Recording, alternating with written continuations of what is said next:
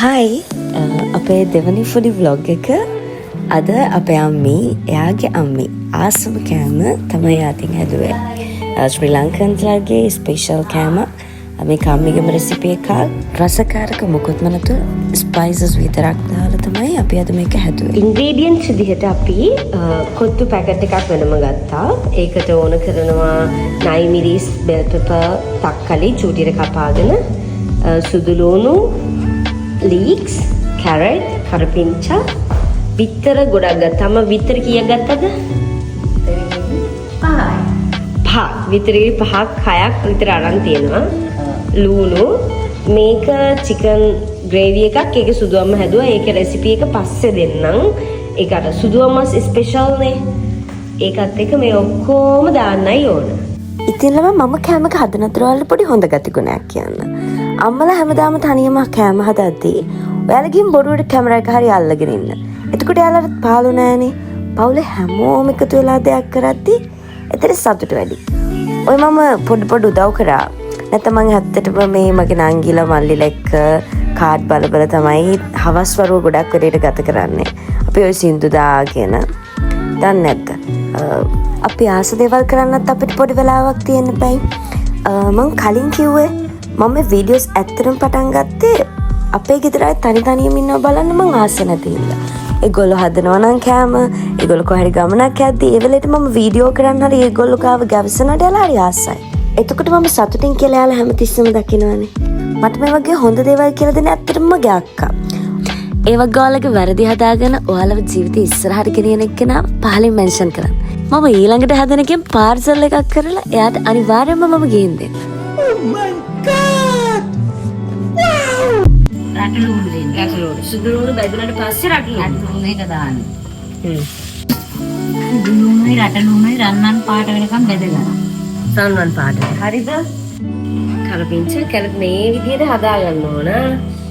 ඒ විදිහට හදාගත්තේ අර ග්‍රේටර් එකෙන් ගාලා. හරිද? ඔව් නැත්තම් කටින් හපලා නෙමෙයි. අන්න හරි. කටින් හපලා නෙමෙයි. ඊට පස්සේ මෙව්වා දැම්ම හොදන්න ඕන. එතකොට තමයි හරියන්නේ. අද විතරක් බොරුවට හොදන්න. ඔයාලත් ගෙවල් වල රසට කෑම හදලා රසුලි තක්කලි බෙල් පෙපර්.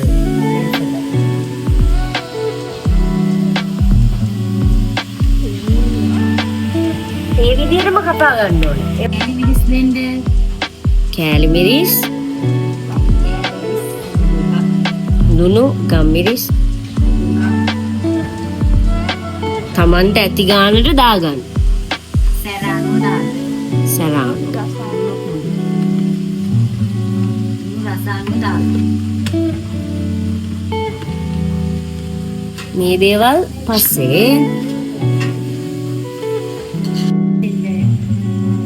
ලීක්ස් මේක නම් කඩාගන්න ඇත්තටම අමාරු න ගොඩක් උනේ. තව කෑලි මිරිස් දාන්න ඕන. හැබැයි ඒ අන්තිමට දාන හැන්ද තමයි අපේ ගෙදර හැමදාම වැඩි වෙන්නේ. හොඳට ඔක්කොම බැදුනට පස්සේ දැන් මොනවද දැම්මේ? ඉතර එක දෙන්න. ඉතර නම් 10ක් විතර දාන්න ඕන. රස වැඩි වෙන්න. රස වැඩි වෙන්න. කැමති තරම්. මීට වඩා වෙනස් රෙසිපි එකකට ඔයාලා හදනවනම් ඒකත් පහලින් කමෙන්ට් කරන්න. අනිත් එක අපි කරන මොන හරි වැරදි දේවල් තියෙනවනම් ඒවත් අපේ හදලා දෙන්න. ඊළඟ පාරි දැම්මත් හරිම මෙතඩ් එකකට හදාන්න පුළුවන්. කෑලි එක. කොත්තු කෑලි ගෙදර හදා ගන්නත් පුළුවන්. නැත්තම් කඩෙන් ගන්නත් පුළුවන්.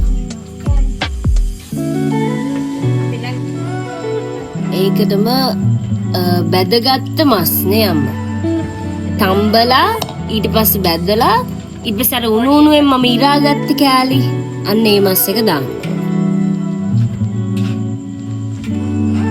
දාලා කලවම් කරලා අම්මගේ එකක් දැම්මද මේකද? දැන් තමයි ස්පෙෂල් ඉන්ග්‍රීඩියන්ට් එක. මස් හොදි කලින් හදාගෙන තියාගන්න ඕනේ. ඒකට මසුත් තියෙන්න ඕනේ. පුළුවන් තරම් දාන්න. තෙල් ජාති මිරිස් ජාති දාපු ෆැන්සි කෑම කනවා නම් මේ වගේ කරමිංචටි එකක්වත් බොන්න අමතක කරන්න එපා. මොකද එකපාරක් අසනීප වුණොත් ඔය වගේ කෑම කවදාවත් කන්න වෙන්නේ නැහැ. ඒ නිසා අපි අසනීප වෙන්න කලින්ම අසනීප එන්නේ නැති වෙන්න ජීවත් වෙමු. අපේ සුදුවම කොත්තු වලට හරි ආසයි. එයා ඒ නිසා හරිම රසයි කියලා කන්නේ. කාලා ඊට පස්සේ චුට්ටක් ඩාන්ස් කරාම ඒකේ තියෙන ඔක්කොම කැලරීස් ටික බර්න් වෙලා ඔයගොල්ලෝ ආයෙත් නෝමල් වෙනවා. ඒක තමයි අපේ ගෙදර සාමාන්‍යයෙන් මකතලා කෑමක් හැදුවොත් ඉවර වෙන්නේ ඔහොමයි. මේ මගේ YouTube channel එක subscribe කරන්න, comment කරන්න.